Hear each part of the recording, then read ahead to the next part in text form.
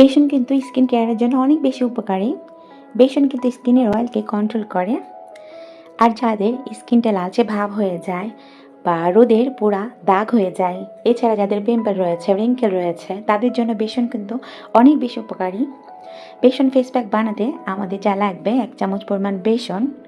এই সঙ্গে আমরা যা মিক্সড করব 4 থেকে 5 ফোঁটা লেবুর রস, কারণ লেবুর রস কিন্তু ন্যাচারাল ব্লিচিংয়ের কাজ করে আর স্কিনকে গ্লো করে। তার সঙ্গে আমাদের আরও যা লাগবে 1/2 চামচ পরিমাণ মধু।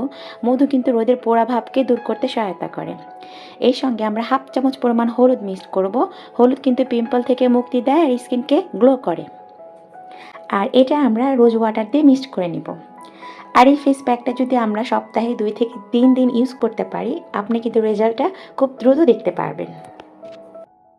চুল ঝরে পড়া ছেলে মেয়ে উভয়ে আমরা এই সমস্যায় কিন্তু ভুগে থাকি। শীতকাল আসলে ঠান্ডা আর্দ্রতা এই সমস্যাটা আরও বেশি দেখা দেয়। সেক্ষেত্রে ঘরোয়া কিছু উপায়ে আমরা কিন্তু চুল পড়া রোধ করতে পারি। সেক্ষেত্রে আমরা যা করতে পারি, চায়ের লিকারকে ফুটিয়ে সেটাকে ঠান্ডা করে নিব।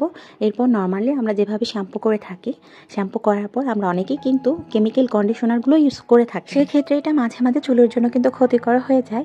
আর আমরা যদি ন্যাচারাল যে পদ্ধতিগুলো রয়েছে এগুলো অবলম্বন করলে সেটা কিন্তু বেশি ফলপ্রসূ হয়। যেমনটা এই যে চায়ের লিকারটা দিয়ে আমরা নর্মালি চুলটাকে ধুয়ে নিব।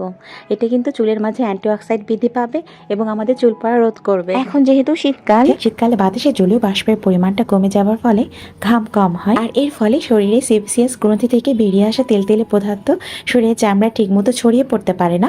এই কারণে শরীরের শুকনো জায়গাগুলো আরও বেশি কুঁচকে যায় আর ফেটে যায়, স্কিনটা বেশভাবে খসখসে হয়ে যায়। ঘরোয়া কিছু উপায়ের মধ্য দিয়ে আমরা কিন্তু ময়েশ্চারাইজার তৈরি করতে পারি। এখানে আমি চায়ের লিকারের সঙ্গে 4-5 ফোঁটা গ্লিসারিন মিক্সড করেছি। সুতি কাপড় অথবা তুলির সাহায্যে কিন্তু আমি এভাবে অ্যাপ্লাই করেছি। এরপর কিছুক্ষণ রাখার পর নর্মাল পানি দিয়ে ধুয়ে নেব। এতে স্কিনে যে খসখসে ভাব রয়েছে সেটা দূর হয়ে যাবে। এই ধরনের ঘরোয়া টিপসগুলো ফলো করে যে আমি একদমই কালো থেকে ফর্সা হয়ে যাবো এমনটা কিন্তু নয়, তবে আমাদের স্কিনটা কিন্তু বেশিভাবে হেলদি থাকবে। আজকের মতো এখানে বিদায় নিচ্ছি। আল্লাহ হাফেজ। আসসালামু আলাইকুম।